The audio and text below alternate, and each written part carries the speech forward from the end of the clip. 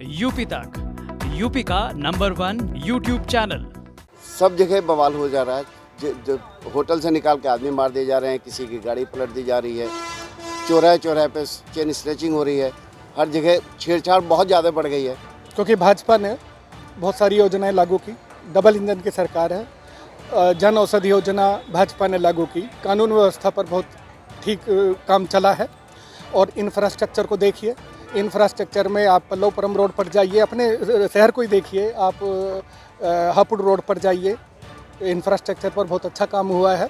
तो सरकार ने बिना किसी भेदभाव के अच्छा काम किया है। नमस्कार, यूपी तक में आपका स्वागत है और आज हम मौजूद हैं मेरठ में। मेरठ के लोगों से चर्चा करेंगे कि आखिर यूपी किसका, क्योंकि हर पार्टी अपना दम लगा रही है और यूपी की सत्ता पर काबिज होने का प्रयास कर रही है। बीजेपी अपने दावे कर रही है, समाजवादी पार्टी अपने दावे कर रही है, लेकिन मेरठ के जो लोग हैं इन सबसे हम पूछेंगे कि आखिर यूपी किसका।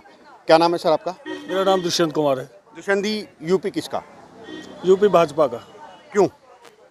कानून व्यवस्था, सड़कें, ये मेन मुद्दे रहेंगे और मेरे ख्याल से यूपी सरकार बहुत बढ़िया काम कर रही है। बढ़िया काम कर रही है। समाजवादी पार्टी का और आरएलडी का आरोप है, किसानों का आरोप है कि हमारी सुनती नहीं। देखिए, वो विपक्ष में उनका काम आरोप लगाने का, वो आरोप लगाएंगे ही, हर पार्टी आरोप लगाती है, बट उनके आरोप जो है उनका आधार नहीं है, आधारहीन आरोप है। आप संतुष्ट हैं सरकार के कामों से? पूरी तरीके से संतुष्ट है। आपका क्या नाम है? मेरा नाम सुभाष यादव है। सुभाष जी, क्या करते हैं आप? मैं मेरठ कॉलेज में हूँ। सवाल बनता है यूपी किसका?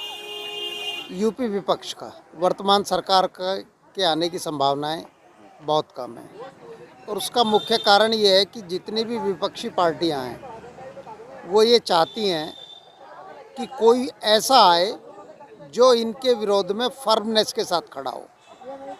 और जहाँ तक मेरी जानकारी है, एक ही पार्टी ऐसी है जो फर्मनेस के साथ इस पार्टी के विपक्ष में खड़ी रही।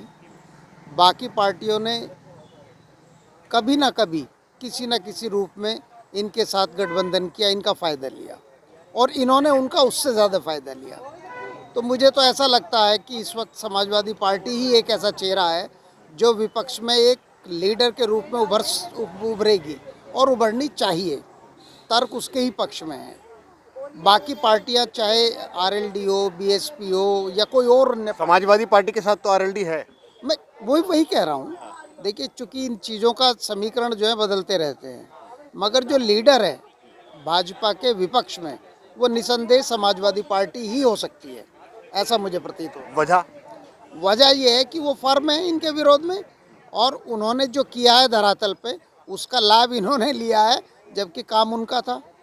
तो सब ना सही, मगर बहुत लोग ये जानते हैं और ये भी जानते हैं कि ये विपक्ष में रहते हुए भी इन्होंने किसी इस तरह के गठबंधन की कोशिश नहीं की पर्दे के पीछे जो अन्य पार्टियों ने की हैं। और लोगों से हम जानते हैं, यहाँ और भी लोग मौजूद हैं जो ये बताएंगे कि आखिर यूपी किसका। क्या नाम है सर आपका? मेरा नाम विजयकांत भारद्वाज, क्या करते हैं आप? एडवोकेट हूँ मैं। सवाल बनता है यूपी किसका? मेरे विचार से भाजपा के तो कोई चांस नहीं है। कारण है, बहुत सारे कारण हैं इसके। क्या? कि तो भाजपा की कथनी और करनी में बहुत ज़्यादा अंतर है। एक इन लोगों ने सिर्फ जातिवाद को बढ़ावा देने के अलावा कोई कार्य नहीं किया देश के अंदर। सवाल ये है कि हम जातिवाद की तरफ ध्यान दें या बेरोजगारी की तरफ ध्यान दें, विकास की तरफ ध्यान दें, लेकिन इन लोगों ने सिर्फ और सिर्फ लोगों के बीच में खाई बांटने का काम किया है और एक दूरियां बढ़ाई है। उसी बात का ये हिंदू मुस्लिम पर बात लेकर अपनी वोट बैंक को ये चाहते हैं कि बिना कोई कार्य किए आप सत्ता में आ जाए। उसके लिए जनता तैयार नहीं, जनता समझदार हो चुकी है। जनता धरातल पर काम चाहती है और धरातल पर काम भाजपा करने में समर्थ नहीं है। यानी कि आप सरकार से पूरी तरीके से संतुष्ट नहीं है? जो नहीं है, मैं इस सरकार से पूरी तरीके से संतुष्ट नहीं हूँ। और भी लोग हैं। आपका क्या नाम है? गौतम कसाना। क्या करते हैं आप सर? और मैं कोचिंग इंस्टीट्यूट है। यूपी किसका? यूपी भाजपा का। क्योंकि भाजपा ने बहुत सारी योजनाएं लागू की, डबल इंजन की सरकार है।